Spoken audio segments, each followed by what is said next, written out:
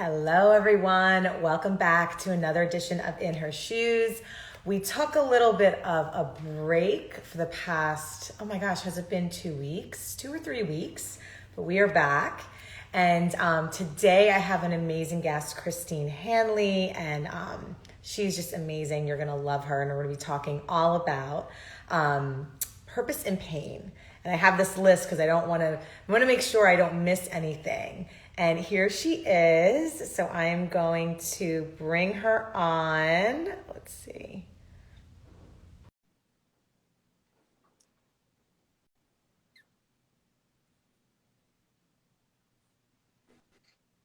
Christine, can you hear me?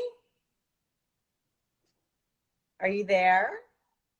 Let's see. I think she's there. I see you. Can you hear me? Let me Hi. Hey, hold on. Let me frozen. That's why I was like, let me go to a different room. Can you hear me? Okay. Better? Yes, I can hear you. Okay. Yes. A little bit. It's kind of on my end, it's a little bit. Let's see. How about now? Okay. Yes. Don't move. Yeah. How are you? I'm good. I'm good. I'm good. Very good. You're You look good. amazing. We don't know. We only know each other from Clubhouse. I know those Clubhouse days, and I took a break because I hadn't been feeling that well, and now Right. I'm so glad to be back. I'm recovering. So this is Christine Handy, and I'm gonna just read off your bio because it's amazing. And so we're gonna be talking about purpose and pain, and you're such a great storyteller, and I definitely want to get into your story because when we had met, you're just phenomenal and just a powerhouse, and your message needed to be shared. In my heart, that's what I felt, and I wanted to bring it to my community and just have this as a conversation that people need to hear about. So you're a best-selling author of Walk Beside Me. You're a speaker and a cancer survivor. So we can talk about wherever this conversation leads to, but I would love for you to tell everyone a little bit about yourself, your story, and your journey. Oh, can I put a filter on? No, I'm just kidding. Yeah. You could put I won't. I won't. Yes. So my name is Christine Handy, and I am the author of the book Walk Beside Me, which is a national bestseller and is actually being made into a film called Willow the Feature Film, which is exciting. I started off my career as a model when I was 11 and worked for about 30 years before I was diagnosed with breast cancer. And ultimately, when I was diagnosed with breast cancer, I realized my identity was completely wrapped up into the external. My whole self-esteem was wrapped up into what I look like. And so when you're diagnosed with cancer and you lose your hair and I was 90 some odd pounds, I lost what I felt like was my identity. And when you go from one extreme to the other, which is what I did, you have to really dig deep to figure out who you are and how to move going forward, right? Mm-hmm. And so I was 41. I was young when I was diagnosed, and I decided that there had to be purpose in all the pain I was going through. And so I decided that I wasn't going to be a victim. I was going to be a victor, and I was going to use my story to help other women, because when I was going through breast cancer, I didn't know anybody going through it. I had no contemporaries that knew anything about it. And so that was a very lonely space for me, because again, storytelling and community, you need community in order to feel not so separated and alone.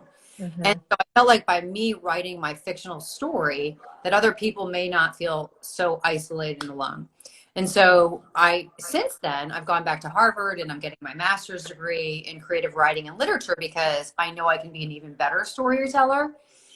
And I also believe that, for me, when I was going through chemotherapy, I had terrible chemo fog and my brain was all messed up afterwards. And so I thought, well, what am I going to do? How am I going to deal with that? Am I going to be a victim or am I going to be a victor? And so I thought, well, you know what? I'm going to go back to school. And so I shoot for the highest point I could think of. And I was like, I'm going to apply to Harvard. And sure enough, they took me. And actually, my chemo brain, when I started school, just completely went away, because I was using it in a different way that I hadn't used it for a long time. Yeah. And then I also became a motivational speaker. So all those years of modeling, the 30 years of modeling, I turned and used towards speaking, right? I was in the camera for as long as I knew. And so might as well use that to help other people. And that's why I became a speaker. So, you know, I think we can use our greatest assets and we can use our greatest liabilities. And what we do with those are what counts.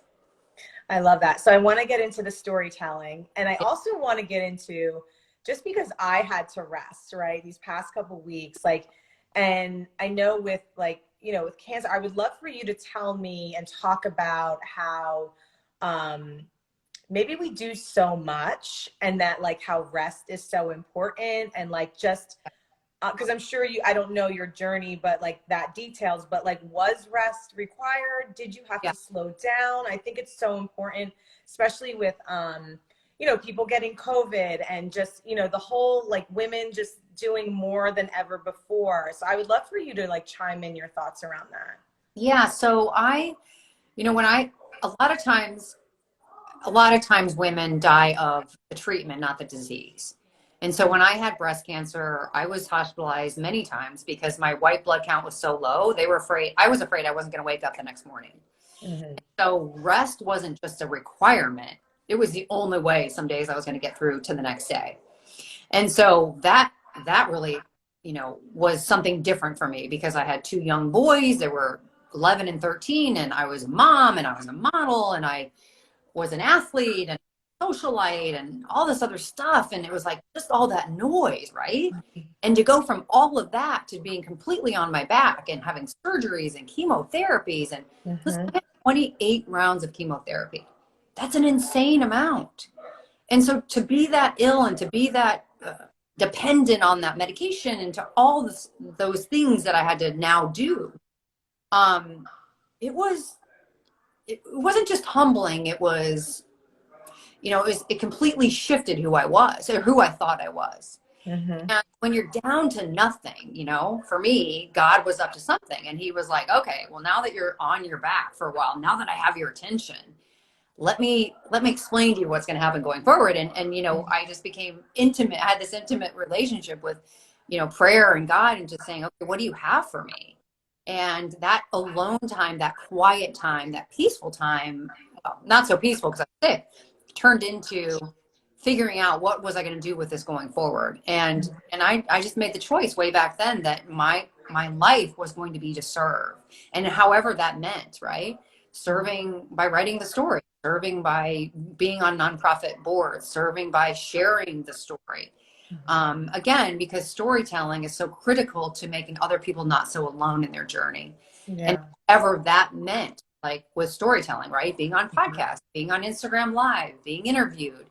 I worked for Fox News for many years, you know, sharing my story on that network. And so however I could help, that's what I chose to do, which was very different than what I did before then. I was very self-involved. I really cared about the bag. I really cared about, you know, what car I drove. And it was like, all that stuff just didn't matter anymore. And I mean, that shift was powerful. So I decided that somebody needed to hear that story. And fortunately, it's helped a lot of people. Yeah, it's huge. And so, like, the book is such a blessing. It's going to be turned into, right, a movie. A movie, yeah. That's amazing. And then, so what advice would you give to people? Because, you know, we see it on Clubhouse, we see it on IG, like, what would you say? Because storytelling is so relevant, right? Whether it's for a job, whether it's for entrepreneur, being on TV, right? Like, what would you say? Like, how did that evolve for you? Or any tips you can share with people that want to be better at telling their story, or a story in general that can help other people? I mean, I think everybody's story is relevant, especially now. Listen, during COVID, suicide alone is up 200%. So people are desperate to feel compassion and empathy from other people. They're desperate. They're desperate for you to say, I understand how you feel. And if we don't use storytelling, if we don't get on these platforms and talk about this, then people will feel completely isolated and depressed and go, I'm going through this alone.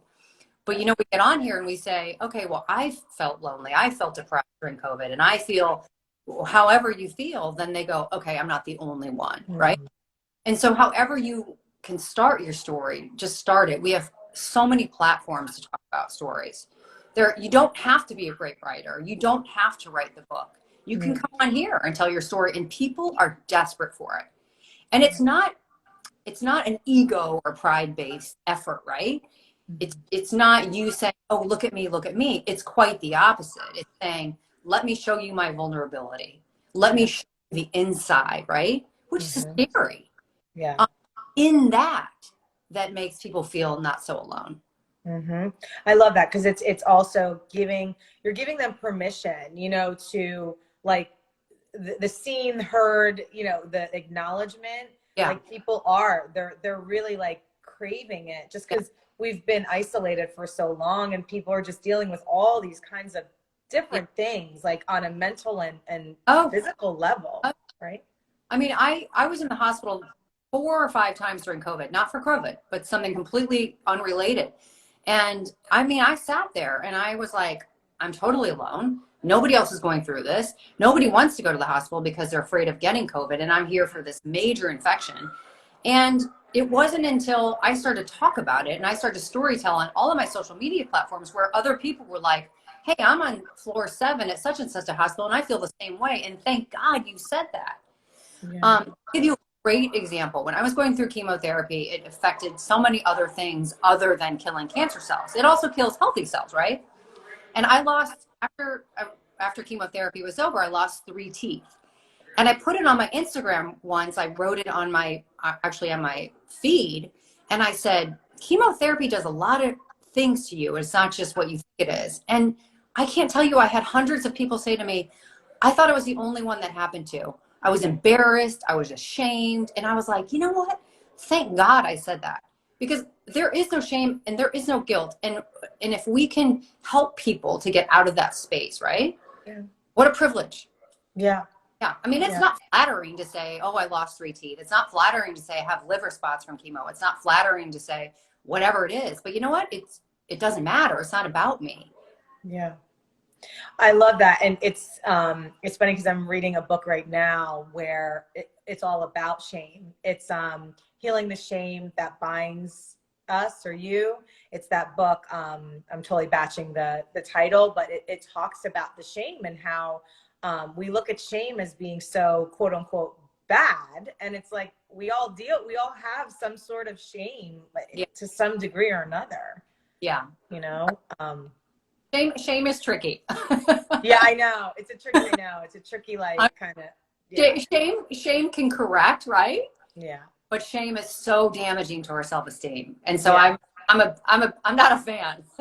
yeah. I'm ashamed. Yeah, I know. Well, Oh, it's so interesting to learn like more about it and just how it yes. develops and all of that. And that's what the book is a little bit about. So talk to me about, if someone is going through like a pain point right now in their Yeah. life, what advice would you give to them and how, because you've gone through like the ups and the downs and kind of like tearing down the walls of the ego and all Yeah. of that. So any advice? I think when you're diagnosed with a life changing illness, right? Mhm. I hope your pride and your ego goes out the door. Because the little things and the things that society values, you don't value anymore. I hope. I mean, that's what happened to me. That's hopefully what happens to other people. And it just becomes, you realize that life is about love. Life is about connection. Life is about serving. And all that other stuff just completely goes out the door. And so what I would just tell other people is, before I would, you really have to have women, you have to have people that show up for you. Because oftentimes, especially when I was diagnosed with cancer, I wasn't showing up for myself because again, I was still wrapped up into that society view of me, right? That external facade that I was so worshiping. But that life was built on sand. It wasn't built on concrete. So easily dissolvable, right? Yeah. And so when I was in that space of being desperate and ill and how was I going to move forward, I had a group of women that showed up for me. And so I think, for every single person that watches this, take note of who you have surrounding you. and take note of what voices you're listening to, whether it be your friends or your family or on TV or on podcasts or, on IGTV. If it's serving you and it's pushing up your self-esteem, keep it. But you also have to invest in those female relationships a lot.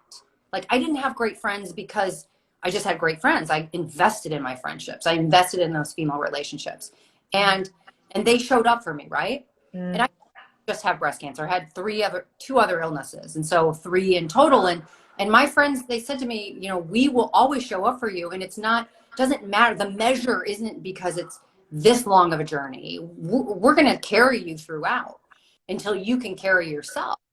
But those people, they showed me what it looks like to serve because they were serving me. And so now, an opportunity, they said to me, okay, well, we'll be the hands and the feet of the Lord. Now you have to do that. And I took that very seriously because I wouldn't be here without the people that showed up for me. Showing up, and even showing up in front of, for people that you don't even know, showing up in storytelling, it's still showing up. Yeah, that's so beautiful, Christine. That's so beautiful. And it's because and also how much, like, are we not asking for help either? Like, so hard.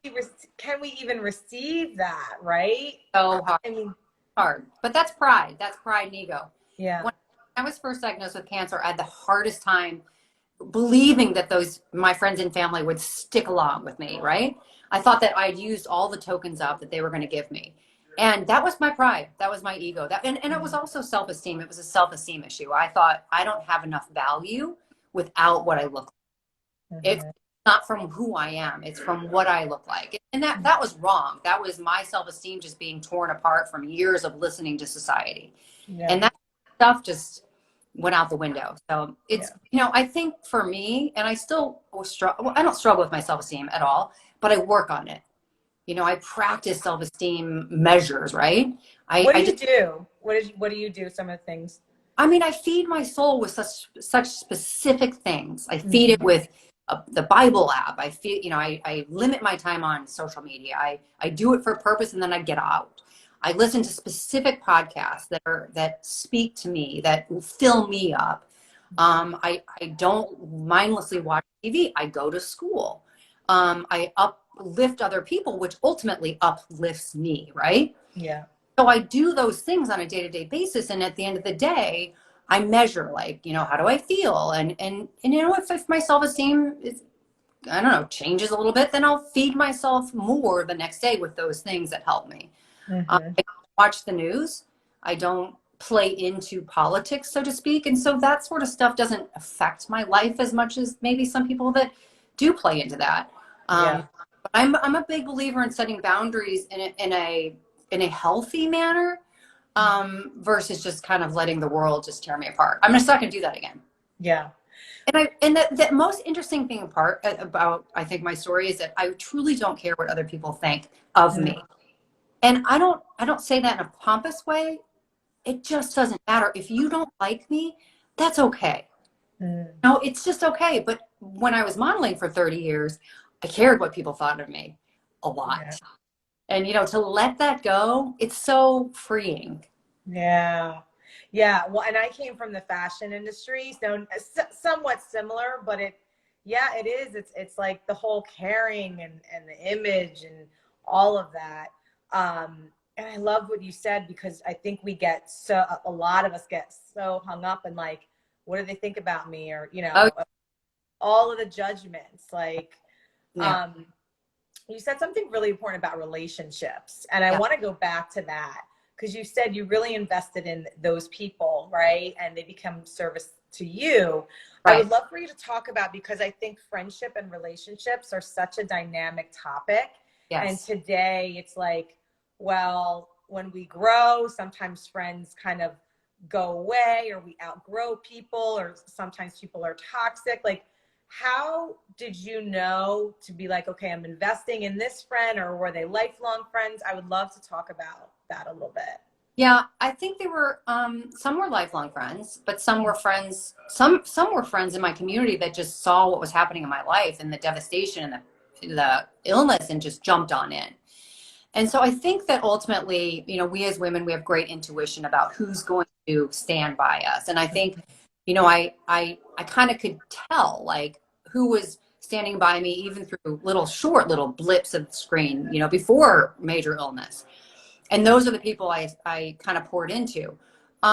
But I also had toxic people in my life, and I picked them. There's no question about it. I did not have a perfect track record. But when I was diagnosed with cancer, those people quickly left. And Yeah. that was a blessing, right? That they did the work for me. Mm-hmm. Which is interesting, right? So, I think for me, I am pretty particular about who I surround myself with, just because I know that my self-esteem can get rattled. And so I need voices that are encouraging to me. I need voices that are faith-filled voices. I need voices that are, shoring me up and not pulling me down. And then there's so many people in my industry, right? Like motivational speakers and authors and influencers that are jealous and catty and will pull me down. But the more success that I get, I call it the Britney Spears syndrome. Like when Britney Spears was at her top, like the height of her career, people were like tearing her apart, right? Yeah. And then when like she shaved her head and people were like, "Oh, poor Britney." It's the same thing. The more success that you get or I get, you'll find that people will somehow tear you down. But once you like hit another low, they'll pick you back up. I try to avoid that like the plague.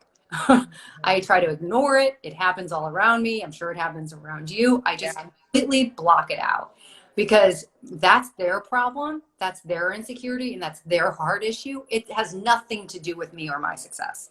Yeah. So if you root for me when I'm at my highest, you're not going to root. I don't want you to root for me when I'm at my lowest. Yeah. 100%. And I like that you said they kind of just fell away. Like we call people in for the lesson and then they kind of just go. I love that. I love Yeah. because That is a gift. it's such a gift. And, just even in my evolution, like even friendships I had, like 10, 15 years ago, like some are still there and some aren't. Like it's just, Let it's, them go. I yeah. truly believe the people that are meant in your life will be in your life. But again, you have to nurture those relationships. It's not a one-way street ever. Yeah. And so what are some things you do to nurture, just to give some people some ideas? With my good friends, or just with I pay attention. We all paint this picture on social media that's not accurate. Yeah. And so I can look, so let's just say I know that, right? Going off the bat, I will just peek into, their stories and just go, you know what, this doesn't feel right. And then I'll message them or I'll text them. And I know that every single day, I have little blips that come up. Everybody does. Yeah. And so I take that. If I feel it, they feel it. Yeah. And so randomly I'll like message a high school friend that I haven't talked to in years, and it's not because I just want to message them, because I actually care about them. Mm-hmm. And so I think that, I spend like 30 minutes a day of just going through my texts and saying, who haven't I heard from? Who hasn't heard from me? And I'll text them, and I'll FaceTime friends instead of just calling or messaging them. People see each other. And this whole COVID has been a disaster because we're so isolated from each other. We can do better.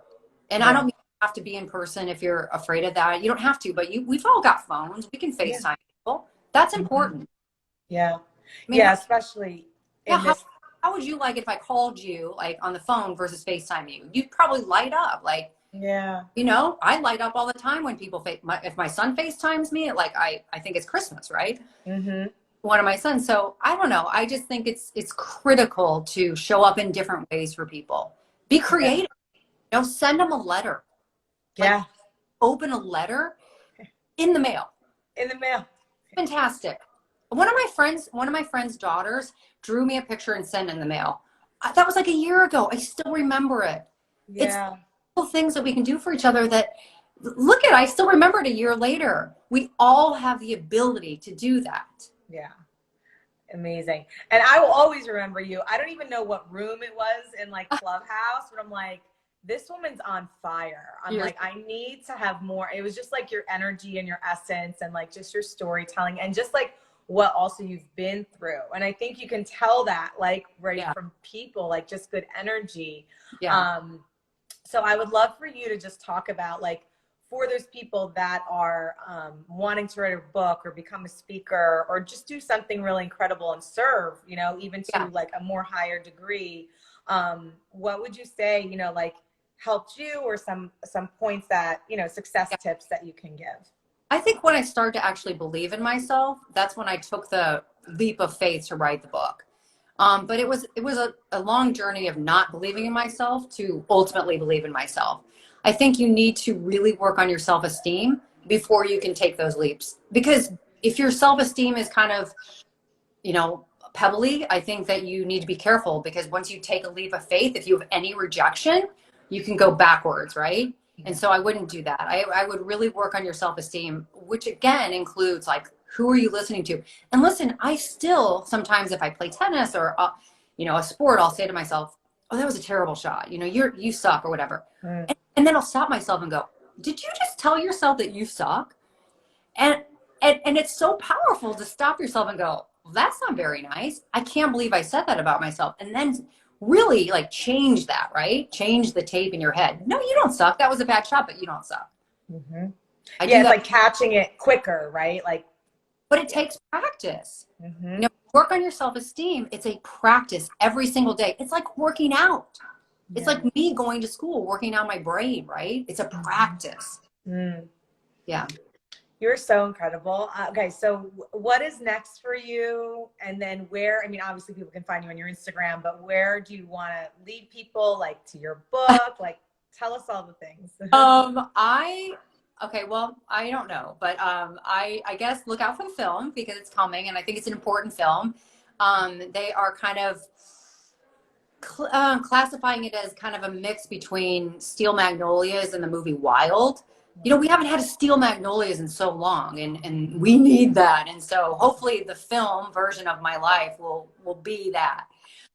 So look for that, and just, you know, reach out to me on social media. I'm very accessible, and I've got a great new website that I'm going to be vlogging on and giving people more advice. And, you know, I just think it's important. Again, like, I love storytelling. I love hearing people's stories, and I love telling my story because it helps so many people. And I get messages from thousands and thousands of people about how my vulnerability helps them. Guys, we can help so many people by being vulnerable. Let's just do it, commit to it, and just do it. Yeah. Yeah, it heals other. It's that phrase, like the mess is in the message. The message is in the mess. Like, your mess is Always, like so healing, you know? always. Amazing. So when is the movie coming out? Is there a time frame Well, around? it was supposed to start filming last May, and of course, COVID hit, so it's been delayed. But the movie is going to be called Willow, the feature film, and yeah, it's gonna be amazing. I'm super excited. But again, you know, it took that leap of faith of sharing my story, that complete vulnerability, for somebody to pick my book up and say, "I want this to be a film." Right? Yeah. It's it's Beautiful. powerful. Powerful. Yeah. It's so funny. I'm talking at a conference calling that vulnerability is your superpower. And, you know, I don't think a lot of people know that. I didn't really believe in that, like, honestly, even like a year ago. You know, I Yeah. was very like masked, and there's still some parts of me that are masked. You know, it's like just taking off the mask one by one, and just giving yourself permission and being okay with it. But Yeah. it is like, you're so right. Vulnerability is like so powerful, and we think it's not, but Mm. it is, you Well, know. I'm checking on you to make sure that you're taking off those masks, and I'll be encouraging you along the way. Because if we do it on our own and without people encouraging us, it's much harder. It's easier if we have people on our side. So Yeah, I, thank you. I'm like glue. Yeah, like you can't get rid of me now. Yeah, oh my gosh, I love you so much. Thank you, Christine. Your energy and just like Yes. your words of wisdom, like, I'm so grateful that like you've entered my life, and just Same. all the power that and the service that you're bringing to people. Like, you are such a powerhouse. So Thank, I just, thank you. and the movie is going to be amazing. And Thank you. guys, go get into this women's vortex or community, like everything that she's about. And even on Clubhouse, like, you're Yeah. so amazing. So I Thank, just want to thank you so much. And we'll be talking soon. So awesome. Bye. thank you. Bye, everyone. Bye.